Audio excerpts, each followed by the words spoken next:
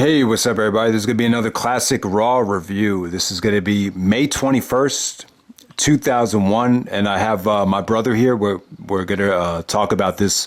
You know, this is probably the best Raw of all time, in my opinion. But what did you think about this?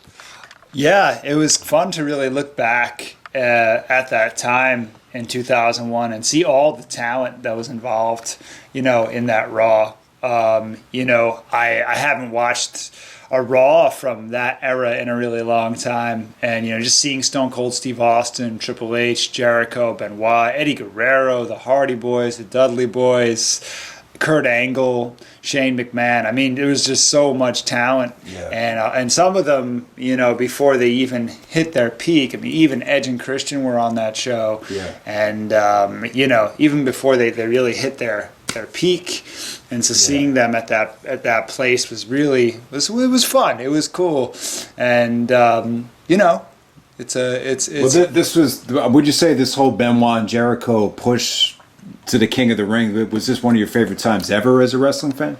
I remember I was excited. I don't think it was my favorite time ever because I'm not sure that the execution of it was like 10 out of 10. Yeah. But it was I was such a big Chris Jericho and Chris Benoit at the time fan. Yeah. I was such a big fan of both of those guys because of what they did in the ring. And, to me, they were kind of like the new, Bret Hart type of wrestlers where they really made wrestling an art, and Jericho and Benoit were the best example of that, along with Guerrero, at the time. And so when they were getting this push to fight Austin for the title, it was really exciting. It was exciting to see Stone Cold be a heel, but if you looking back at this Raw, he was definitely goofy. Right. He was almost like a cartoon character. Let's talk about all right. So we're. The night before was actually Judgment Day. It was a pay-per-view, and I know you weren't a big fan of the Backlash and Judgment Day pay-per-views, especially the stuff with Austin. But the promo with Austin, he was like very paranoid. He was very repetitive. I mean, what did you think of Austin? Keep on saying, "My name is Stone Cold Steve Austin, and I'm the WWF champion." This is before the what stuff started, but he was still very. I don't know. Did you hate him on this show? It was weird. No. I see. That's the thing. I think it was funny, and I remember laughing at it, looking back on it. But you didn't really hate him yet. I think I hated him at first when he, joined forces with Vince McMahon, when he beat The Rock at WrestleMania X7. And then he beat the crap out of JR on SmackDown, I think that same week. The same week. And that was like, wow, okay, they're really kind of pushing this heel thing. So you were just starting to really hate him there. But, the execution and the feud with The Undertaker, I don't really think The Undertaker was the right person for him to feud with going into Backlash and Judgment Day. Did you get the feeling The Undertaker was trying to be like him? Like as far as like the babyface thing, he was like trying to, he was trying to take on that role. Maybe that's what they were going for, but it did that. The execution of it just wasn't that great. Yeah. And obviously, it seemed like Triple H was a big part of this as well. And Triple H ended up getting hurt. I mean, it's a very historical Raw. That makes it like the historical. That makes it historical. Seeing that happening, it's like, wow, holy crap. And it's funny, like you would think, maybe this would be the end of his career, and it ended up being the defining moment of his career. Basically, this is what separated him from everybody when you look back on it. Like because he continued, became the king. Because he continued the match, and he really used the momentum of the injury and the tough enough thing, and it really kind of brought him back as like a king. Mm-hmm. It brought him. It hyped up the return so well. Sure. Yeah. I mean, and you can say what you want about him, but he looked like $1 million at this time. Yeah. And he really was great. I mean, he really was, great at this time. But it was kind of weird. Yeah, he never was in this role again, though, where he was more of the Scottie Pippen to Michael Jordan role. Well, maybe that's why he got hurt. Yeah. Maybe it just didn't feel right to him. Because sometimes when you get hurt, like you always have in the back of your mind. Like I remember one night when I hurt my ankle really bad. I had this really bad feeling before it. and sometimes that's when you get hurt. Like if something doesn't feel right, maybe he felt like he just wasn't going to fit in the invasion. Sure. Yeah, it's possible. Yeah, no, that's true, especially if he was going to take a back seat. But I wonder, I'm assuming that Triple H would have, we talked about this, where Triple H would have fought Austin as a face. It might have been Triple H as a face going into SummerSlam against Austin as a heel. Angles. I think Angle would have been a face too. But I think Triple H might have taken Angle's spot. Right, exactly. So him getting hurt opened the door for Kurt Angle. I think so. Which is kind of cool, actually, because that match at SummerSlam is awesome. Right. Yeah, but there's a lot to talk about here. But the opening segment, Jericho comes out and basically gets a huge ovation. He says that Austin's a bigger slut than Stephanie McMahon Helmsley because he sold his soul to the devil. Sure. What do you think of that whole Jericho and Austin interaction? I thought it was okay. I thought it was good. I think that at the time I probably lost my shit because seeing Jericho interrupt Austin, you know what that means. Like, oh, Jericho's going to feud with Austin now. Yeah. And this was the night after Judgment Day, and he was just, settling his feud with The Undertaker. And so I thought it was really cool seeing Jericho come out and jab, give out verbal jabs to Austin. I thought it was funny. Yeah. I think those two they're both clowns in their own way. Yeah. And I think it was really cool seeing Benoit and Triple H get involved there. It was fun. It was definitely fun, and I think it was a very unique situation having Benoit and Jericho go up against Triple H and Austin. It was kind of random. Like when Jericho came out of Tag Team Turmoil, the partner was supposed to be a surprise. Yeah, he did say that his partner was a real party animal. Then it ended up being bad. And then when he came out, Paul Heyman was like, "Oh man, it's Benoit!" I think everyone was excited to see them finally on the same page. Seeing them tag together. I think too, when they had the ladder match, didn't Benoit give Jericho a look like he finally earned his respect? Like I think wasn't that part of the storyline? I don't remember that shot, but but that makes a lot of sense. Were they both faces in that ladder match? No, Benoit was still a heel. Benoit was still a heel? Yeah. Okay. Yeah, Benoit became a face in the feud with Angle, if I remember correctly. Yeah, leading up to WrestleMania 17 Yeah. when he turned. Yeah, exactly. That makes sense. So yeah, they're both faces and they're both going up against the two biggest heels and biggest names in the company, Austin and Triple H. I think they wanted Triple H to turn babyface the next night after WrestleMania 17, but I heard a story that he fought with them and said that it's not the right time. It's not the right. Because he got that reaction when he came out. They thought he was going to help The Rock, but then he didn't. And then he clocked The Rock with the sledgehammer, and then then the two-man power trip was formed. Oh, that was the next night on Raw. Yeah, after WrestleMania 17. Oh, interesting. Oh, okay. Yeah. I forgot about them. Man, that was a long time ago. It's a weird dynamic, though. You kind of got the feeling like it wasn't going to last looking at this Raw. Yeah. Because Austin, I think he had buried Triple H after he got hurt. He said he was extremely selfish, and that's why they lost the tag team titles. Oh. So I think but that was for TV, though. He didn't say that in real life. No, not in real life. But I'm just saying, I don't think it was planned to go on that long. Well, I give credit to Austin for putting that into the. I think that's pretty funny. Yeah. I don't think so. I think eventually it would have imploded. Also, that injury, that quad tear, leads to a Benoit Jericho triple threat with Austin and King of the Ring. Maybe it's Jericho, Austin, and Benoit Triple H. I honestly think they would have done a rematch for the tag titles at the King of the Ring. I hear all this shit that it was supposed to be Benoit versus Triple H for the IC title, and then Jericho and Austin for the world title. I don't know. Like that doesn't seem right to me. We'll never know what the plans were. Maybe plans weren't set in stone yet. Sure. There was still a lot of time left. Who knows? Yeah, there's still over a month left before the King of the Ring. Yeah, right. But it was a weird time too because you had the WCW thing starting. There was rumors that Benoit and Jericho were going to WCW, and who knows exactly what would have happened. Right. There was so much up in the air at the time. Yeah, my prediction would have been that Benoit would have crossed over to WCW and Jericho would have stayed face for WWE, but I don't know. But the storyline was You that know, Jericho hated WCW so much that he didn't want to represent them. Yeah. I remember that. Yeah. So. Yeah, this was a great. But they could have used one of them in the invasion. Yeah, Benoit was really.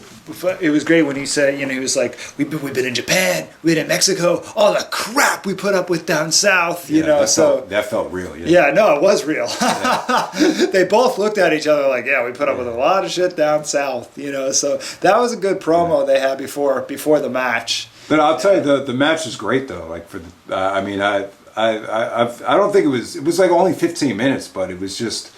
I thought the crowd was amazing. They had some great hot tags. Just the emotion from Paul Heyman on commentary. I mean, talk about how special the match was. The main event. Let's just go right to the main event. No, it was cool. I mean, you've got. It's hard for me to talk about Benoit because of what he did and how he ended his life. But when you see him in the ring, if you could put that aside for just 15 minutes to watch a TV match, you remember. Well, like, this doesn't wow. this doesn't eat at me as much as like a Benoit match from 2007. Uh-huh. I just feel Yeah. like he was still in a good right frame of mind. There's so much star power in the match. I don't really see it as his match. He was just a Right. good part of the match. Right, but what I'm saying is, I mean, any match, you know, you can kind of appreciate the talent that he was. I mean, he was his execution of his moves was so good. Yeah. You know, similar to Bret the Hitman Hart. I mean, like, he made you feel like it was real.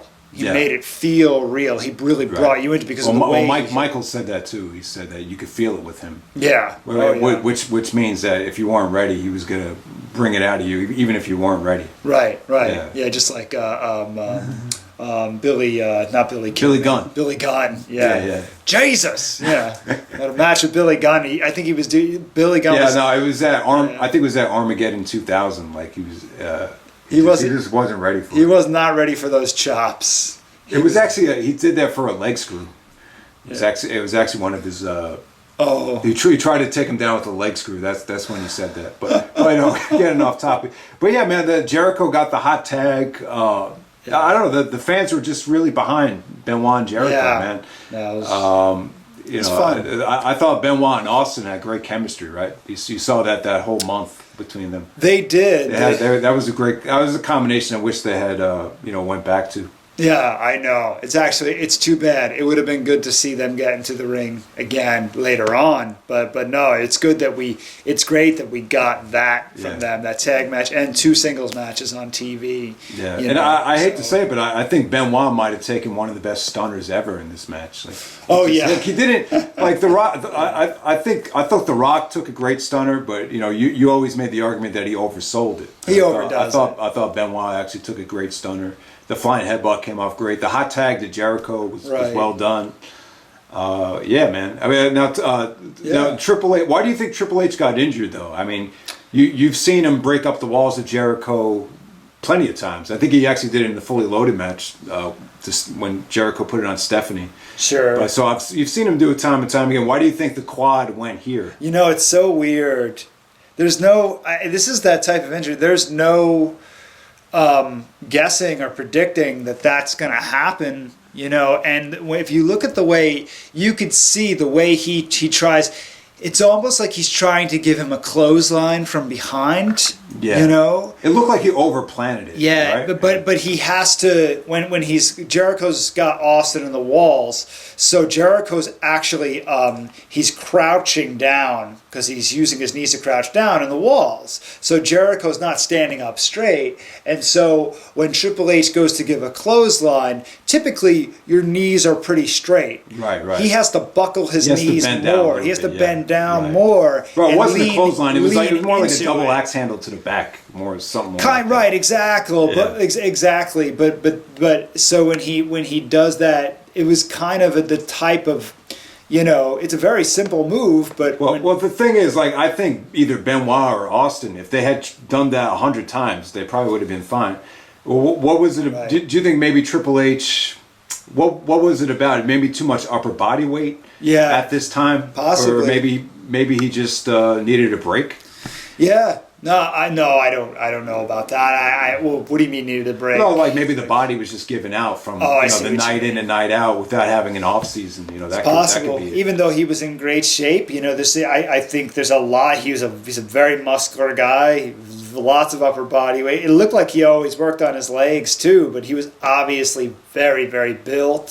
So maybe, Yeah. but it was like I said, it was kind of awkward. He probably wasn't used to doing that type of move to a guy in that type of a position. Yeah. If he could do it again, he'd probably just go and punch him in the head with his, standing up straight. Yeah. Just punch Jericho in the head. But he tried. It's not the only time it happened though. I think it happened in the DX tag, right? He tore another quad. Yeah, I think he did it when he was doing a spine buster. Well, I think. that's right.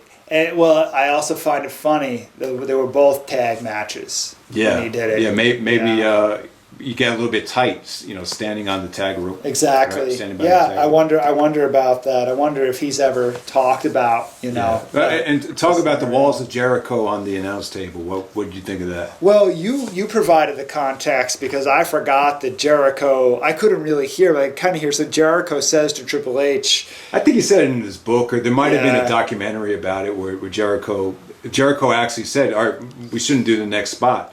And then Triple H was adamant that he said, "Let's just finish the match. Let's just keep going. Just do it. Yeah. Do it." Yeah. He's like, yeah. And just having that context, it's like, oh my God. So you really end up respecting Triple H a lot because not only does he get wrapped in the walls, a fan from the announce table, the wire of the fan gets wrapped around his leg, and you can see the fan while hanging off his leg while he's in the walls, and it just looks like, oh my God, now his quad is ripped. This must be killing him. Yeah. And at the end of the match, when the match is all said and done and, Jericho goes in and, gets the victory, Triple H is in the fetal position, just holding his leg in pain. Right. He's just in so much pain. You have to respect. So that Triple H was for the finish. Triple H takes a sledgehammer and accidentally hits Austin with it. Right. That's the finish, right? That's the finish, right. And then Benoit and Jericho win the tag team titles. But to talk, a lot of people look at the Jericho Triple H WrestleMania main event the next year very negatively. But when you look back on it, don't you feel like they could have used this whole Walls of Jericho quad thing to their advantage? They could have done a better job. They didn't put it in there at all. No, I think they did a little bit. A little bit. I mean, I quad. think it was the Raw before WrestleMania. Jericho showed the footage of it, but I think it could have been better executed. Involving Stephanie way too much into that match, where it almost felt like Jericho was representing Stephanie, Right. as opposed to Jericho just being the undisputed champion. That could have been that could have been a serious build-up right Right. there. They really botched it. I think. Jericho came off looking just like a bit of a fool in that heel character that he had, where it really was an opportunity to take him from the cowardly heel to the brutal, nefarious heel, and have him say, "I tore your quad, and now I'm going to end your career at WrestleMania." It was more about Stephanie. No, you're right. Yeah. They were going to have a dog be involved. Well, I think Jericho ran over his dog or something. Yeah, it's just this silly. It's just being silly, And then, of course, everybody knows, even though I don't like it, Hollywood Hogan and Rock, that's the main event, As much as I don't like that, because I like the championship to be last, in this case, Hogan and Rock was the main event, and that should have gone on last. And everybody, even though the smart mark, wrestling fans who don't like that scenario would have to agree, like that makes the most sense for that WrestleMania. That would have been a much better match, a much better build-up. Yeah, they could have done that a lot better. But yeah, I know, it would have made perfect sense. Jericho tore Triple H's quad, even though that's not altogether true. It's like, I tore your quad, goddammit. I put you on the shelf, and so I'm trying to think. So leading up to King of the Ring, Austin, basically was in a feud with Benoit and Jericho, and that's pretty much how it was. I think he blamed Triple H for them losing the tag team belts. And yeah, you saw some pretty good one-on-one matches with Benoit and Austin, and I think Jericho and Austin. Benoit and Jericho won TLC 3, I think it was, on SmackDown. Oh, that's right. Yeah, then Benoit had the steel cage match with Angle. So I just remember that being a really solid month as far as like television matches. That was in the same month, that cage match? Yeah. Oh my God. Because remember, Austin was like, he was like, he, I don't know, he was just really, he was funny as hell in that match, but. Oh, he was on commentary. He was on commentary, yeah. He called Kurt Angle a jackass. Remember that? He's like, you had a chance to go pin him and you went for a belly flop. What a jackass. Jesus, that's funny. Was that after the moonsault off the top of the after the moonsault off the cage, he started calling him a jackass. Yeah. One of the greatest spots like anyone's ever seen. And then someone had this sign next to Austin that said, Austin needs a nap. Which is, I don't know, I just thought it was funny. That is funny. But no, when you get the King of the Ring triple threat match, when you look back on that, do you think that was disappointing? That was the first pay-per-view we ever ordered. Yeah. I mean, since we started watching wrestling, like when we got older. I think Austin was. Here's my take on that. You're kind of getting me back into the art of pro wrestling here. Is that I think Austin was struggling after not having been a heel a long time to be this mega name in the business and be a heel. Right. The thing is, I think he was a little bit discouraged that he didn't have that supporting cast. Because I think Benoit and Jericho, they weren't quite ready yet. I think when he envisioned turning heel, he was under the impression that it was going to be against The Rock or Triple H. It was going to be The It Rock, could be against these other guys that are very well established. Right. Well, The Undertaker's well established, but that match was pretty boring. And it's what I'm saying is that no matter who's across the ring from you, if you don't know how to wrestle as a heel. And now that it's been all this time, it's been a little while, and so he's changing his style, enough so that it's not that it's boring, but he doesn't want the crowd to get into the Lou Thesz press. Right. He doesn't want the crowd to get into when he's stomping a mud hole. So you think maybe the Angle Shane match kind of burned out the crowd, but you're saying that there was an adjustment period as well that he kind of struggled with. You look at the stuff that he's doing with Undertaker, and you look at the stuff he's doing in that. I remember that triple threat match, feeling like, well, this is cool, Benoit, Jericho, Austin.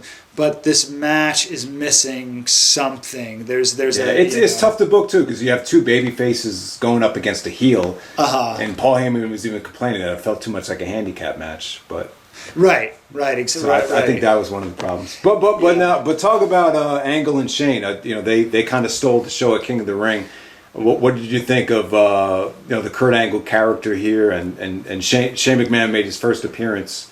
After buying WCW, I think. Well, Angle's doing he got his Olympic medals. He got his gold medals back from Benoit. The night before. Yeah. It's a 2 out of 3 falls match. Right. And the last fall was a ladder match for the gold medals. Yeah. I mean, I thought the segment, with him standing on the podium and all the confetti coming down, it was kind of like, wow, this is really overkill. So what was it, an award ceremony? But it's supposed to be overkill, You said that he really kind of embraced the moment. Angle? Yeah. Sure he did. Oh, you mean just this year? Yeah, no. Well, no, like when the confetti was coming down and he was on the stand, you felt like he really got into it. He had tears in his eyes. Yeah, and he had tears in his eyes. I think he was really reliving because Kurt Angle, he's got a big ego and he's kind of a blowhard, No, he loves to talk about himself. I would agree with that. But the other thing was I don't know what it was. It was a newscast or a documentary. It talked about how Olympic athletes go into depression after the Olympics. Oh yeah. So I think the most therapeutic thing Angle could have done was to go to WWF and live out this character.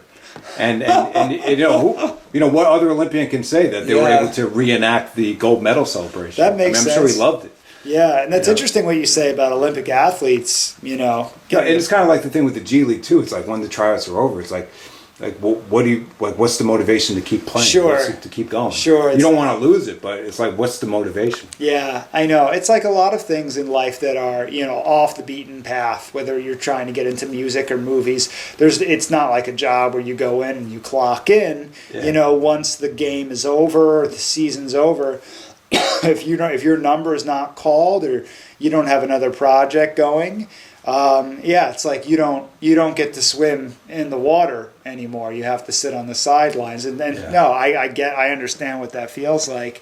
But no, I think it was the perfect thing for Kurt Angle to do. He kind of became even more of a celebrity than he ever would have become if he just won a gold. He said medal. in 2001 he really started like getting a big head because he was becoming so famous. Yeah, he admitted that actually. Wow. So yeah. So I think he was enjoying himself. This is a great time for Angle because he was getting better by the month, and he still had such an entertaining, charismatic side to him. This was a surprise because this thing with Shane McMahon was a lot better than anybody would have expected. You look back at this and it's like amazing. It was amazing. This is what got me back into wrestling, to be honest with you. And you have to give a lot of credit. I give credit to Kurt, but I give a lot of credit to Shane. So, when he gets on that podium and he's mocking Angle for crying at the Olympics. Angle, unexpectedly, because he's got this intense, he's a time bomb now. They added that piece to his character when he started doing the ankle lock and breaking guys' ankles. Yeah. If you notice the match with The Rock, you saw a different edge to him. He was like, tap out, Rocky, or I'll break your fucking ankle. Yeah. It's like, whoa, where did this Kurt Angle come from? Really intense. You could tell Vince McMahon was probably in Angle's ear a lot. I want to see you. Yeah, no, he was actually like, Angle. Apparently he was backstage. He was like, Angle has arrived.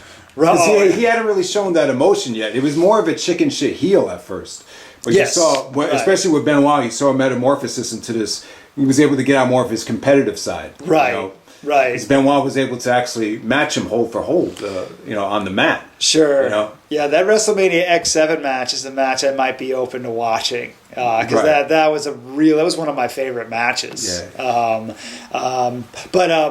But yeah, Shane. The Angle Slam off the podium was like a prelude to what you got at the King of the Ring. Yeah. It was like, where did that come from? Why do you think they feuded together? It seemed kind of random. It's interesting how the dynamics changed because Shane ended up being the heel during the invasion, but he's a babyface here. Angle's still a heel, but ultimately ended up being the biggest babyface.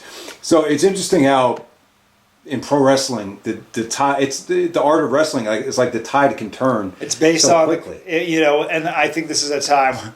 This is once upon a time when Vince McMahon listened to the crowd. Not to be too cynical, but I think Vince got to a point. I think people would agree where he kind of didn't listen to the crowd as much at the time. I think he did. I think in the very beginning, WCW might have ended up being the faces, at least they were building it up that way to start out. With Shane, and the crowd just did not, when Booker T had the match with Buff Bagwell, and they turned it into WCW Raw or whatever it was.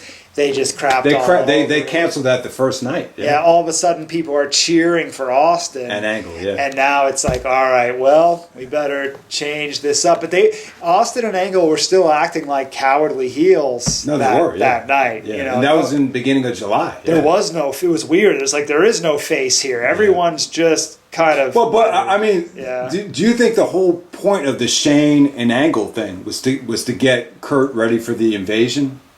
To become like the monster babyface?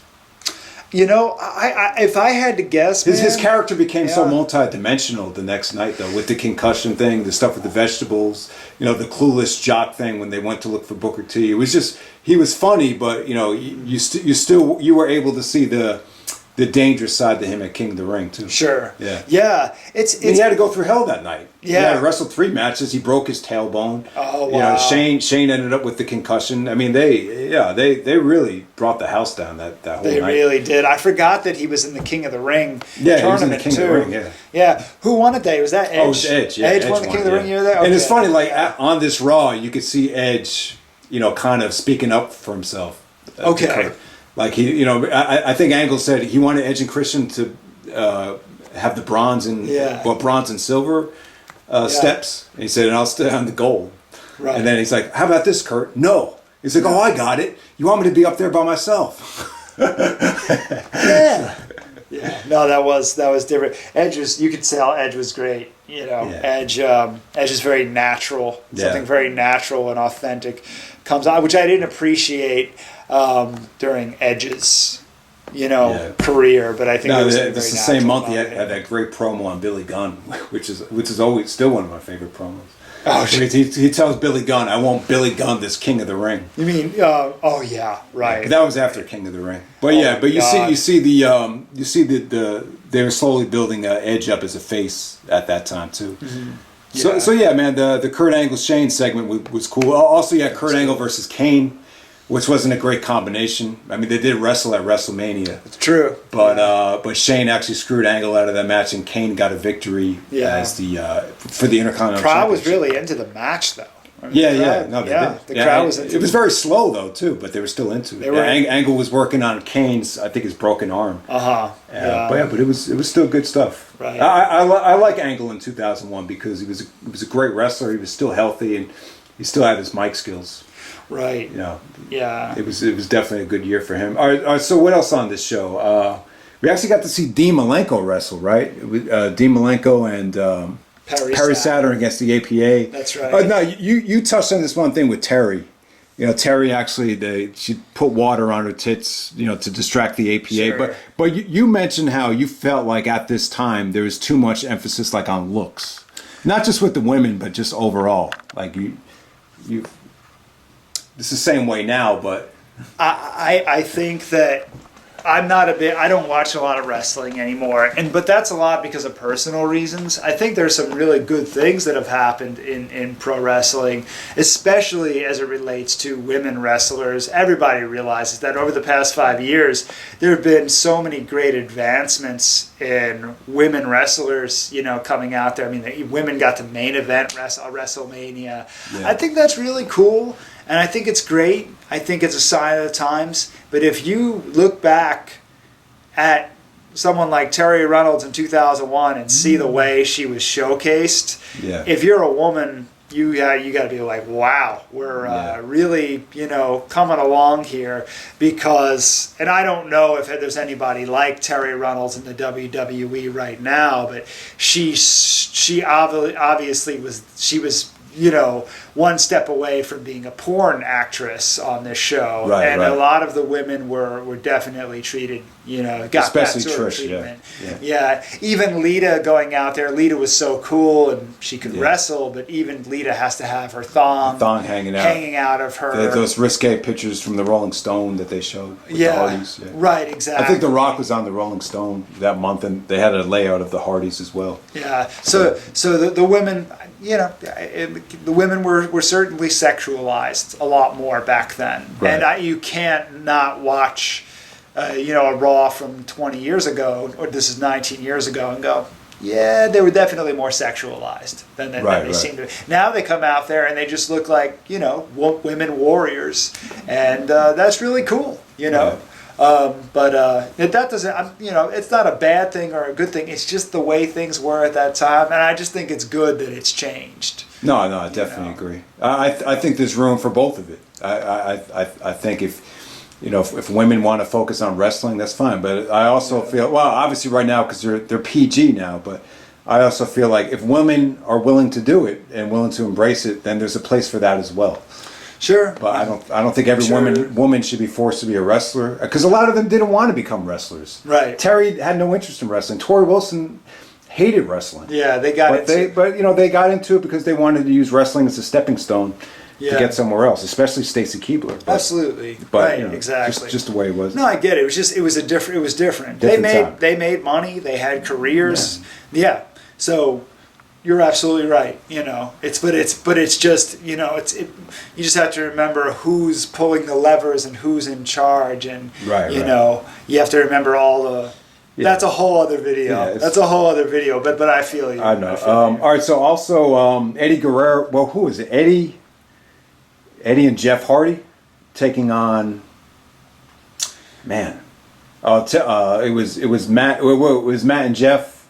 No, it wasn't Matt and Jeff. It was Jeff Hardy and Eddie versus Edge and Christian. That's another matchup right there. You had Lita at ringside. Mm-hmm. What did you know? What do you remember about that? Especially like the whole dynamic with Eddie and and Lita. I don't remember much specifically about the match other than Eddie Guerrero. Just is so refreshing to see him in the ring, And even though I know he got let go for a little while. Well, you know, I think he was technically still on the roster, but they didn't use him during the invasion. Yeah. I'm thinking because I know that because of the whole thing with Stephanie, they just chose to not have Chyna come back. Oh, okay. You know, her contract just expired. Sure. Judgment Day was the last time you saw Chyna. Maybe Wow. they wanted Eddie to go after another woman, and that being Lita, but I don't think it really led to anything, though. Sure. Yeah. Sure. So. Yeah. Yeah, man. But yeah, this wasn't Eddie's best time, but you know, No, you could but still he still looked amazing in the He ring. looked incredible. The Yeah. way he would come off that top rope, it was almost just, not to steal it from the Hardy Boys, but poetry in motion. Like Yeah. that was their move. Yeah. But Eddie Guerrero just looked like he was born to be a wrestler. It's funny, everybody in that tag match became world champion too. Like, Oh yeah. like you wouldn't have realized it if you just watched the match, but you know, when you think about it, it's like, wow, all those guys became world champions. Even Christian, yeah. Which is pretty awesome. And you had something interesting to say about Christian. You said you just never connected with him. No, I don't think I never connected with Christian as a singles wrestler. Not really. You always felt he was just happy to be there. No, it just, I knew he wanted to be a singles wrestler. I knew when he crossed over in the TNA, I think he won the championship very early on. Yeah, you he know? did, And when he came back to WWE, he got it. He eventually got the world championship. Yeah, after Edge retired. But I always just, he never caught on for me as either face or heel, as somebody I was invested in, you know. Right. Whereas I think Edge kind of found his place, you know, Oh, definitely, with that ultimate opportunist thing, rated R superstar, and I think Jeff Hardy was cool as a singles wrestler, obviously, and Matt Hardy is somebody I always wanted to see do more, but he just, you know. Well, with Matt Hardy and Christian, it was just, a lot of it was just bad luck. Like a lot of times they switched shows when they were finally building momentum. Yeah, exactly. I remember Christian and I thought Christian and Cena had something cool going. Then next thing you know, Christian's losing to Booker T on SmackDown. You know, Matt Hardy has the Mattitude gimmick, and you know, everything is cool. And then all of a sudden he's on Raw, like being pussy whipped by Lita. So it's like, you know, I don't know what happened there. And you know, that's life. You know, it's crazy. Sometimes, like even in real life, you have a project going and it feels like it's great and the wheels are turning and the engine's running, and then for whatever reason, either because, you know, the stars aren't aligned, things change, or you change, you know, and then it ends. You know, it ends just as it starts. Just as it gets started, it ends. I mean, that's happened to me in music Right. 2 or 3 times now. You know, it's funny. All right, so let's wrap it up. Do we miss any matches? I think maybe Matt Hardy versus X-Pac would be another one for the European Championship. Started with Rhyno versus Big Show. Oh, Rhyno versus Big Show, yeah. Big Show beat Rhyno for the hardcore title, and Big Show won the hardcore title? Nobody seemed to make a big deal out of it. It was just like, okay, you know. You actually said you thought Big Show was in shape there. He was in better shape in that match. And you were actually a huge fan of Rhyno at first. Like, you were like, I remember when you first saw him, you were like, man, never seen anyone built like a rhinoceros. He was unique. You know, he was like shorter, but he was just like, you know, Rhyno was a good name for him. You know, his big shoulders. Yeah, you had a lot of there's a lot of good stuff on this show. But yeah, I mean, you wouldn't say this is your favorite Raw ever? I know the Benoit Jericho stuff really got you excited, but you don't look back at this Raw and say this has got to be one of the best Raws ever. Right? I mean, that's the thing. I think there are amazing moments from different Raws, but no Raw from start to finish ever stands out to me as like, oh, that's the greatest. Okay. You know, right? No, I got you. It's not like the pay-per-views. No. Pay-per-views seem more plotted out. Like we're gonna have a card that has a flow to it. Right. Whereas Raws, they do that with Raws too, but it's just a little bit different. Yeah, there's usually like a lot of crap on Raw you wouldn't have sat through anyway. So you could have like a classic match, one of the best TV matches ever on a Raw that other than that just sucked. Right. Where the only thing that was memorable was this last match or this match in the middle. Like Triple H for Shawn Michaels would be an example of that. Yeah, that was amazing. Or I remember when Daniel Bryan was coming up somewhat more recently, still a long time ago now, when he fought. He was like a gauntlet? He did 2 gauntlets. He had a gauntlet against the Shield, and then he also had a gauntlet against Cesaro and 2 other guys. And I remember thinking, this is one of the greatest things I've ever seen in wrestling history. And the rest of that Raw, I don't remember. That. Wow. But Yeah. I just remember thinking, wow. But then you mentioned the cage match with Benoit and Angle.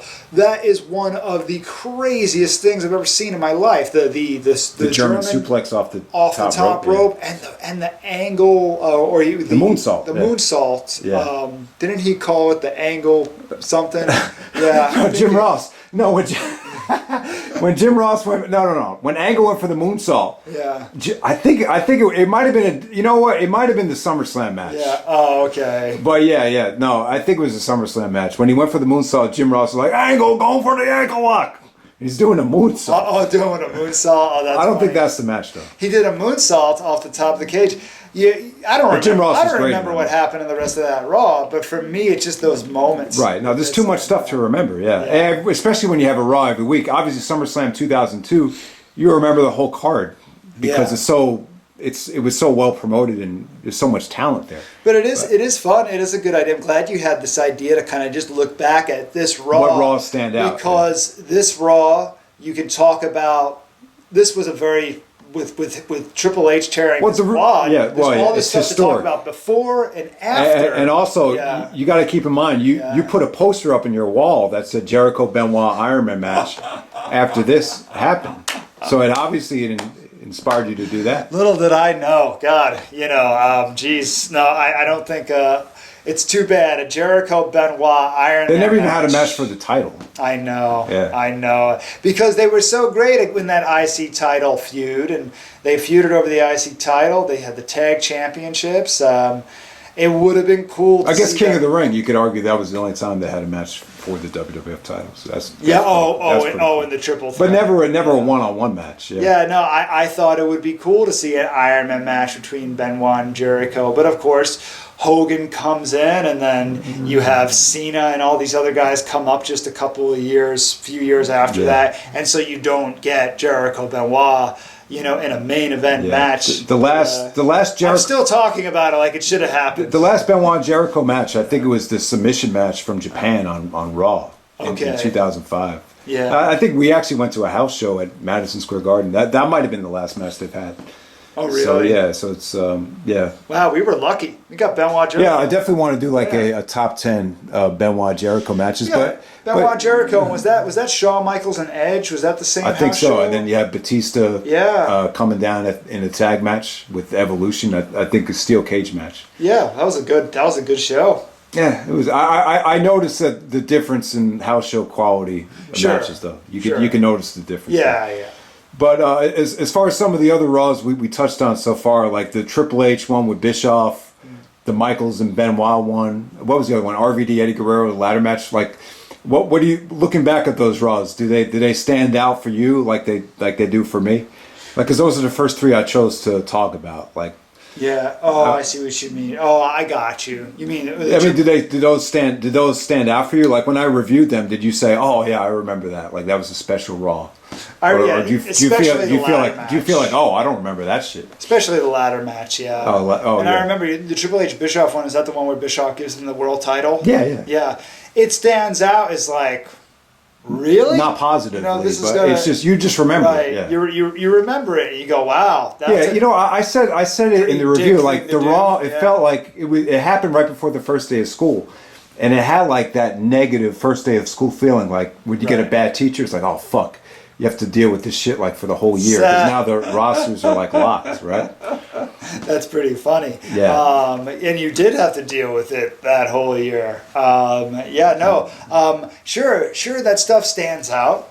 And it's definitely memorable. You just kind of remember the excitement of like when that moment happened. Right. The moment that sticks out to me, you're going to laugh. Yeah, like what Raw really stands out to you? It wasn't a Raw. It wasn't SmackDown? It was a SmackDown. It was when Bischoff disguised the Billy himself. and Chuck thing. Yeah. He disguised himself as a preacher at Billy and Chuck's wedding on SmackDown. And then he said 3 minutes. 3 minutes. And he said 3 minutes in the preacher voice, and then it kind of wrapped around your brain like.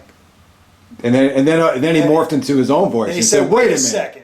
that I just say 3 minutes, and then you were like, "What the?" You know, like you just like I lost my shit. No, like, yeah, that I'll tell you, totally caught me off guard. he was used very well at that time. Stephanie McMahon's face, she looked like she saw a ghost, and then Rosie and Jamal came out and just freaking destroyed the whole set. Yeah. I know it seems like a very insignificant thing, but the way they executed it was just really, really good. And so that actually stands out to me more than like most things in wrestling history, because the execution was just so, the talent in the ring was like, oh, I don't really care about these guys, but like the execution of that particular night was like, no, I think Bischoff did a good job. I know there's mixed feelings on it, but all right, man, you got anything else to say about the May 21st Raw?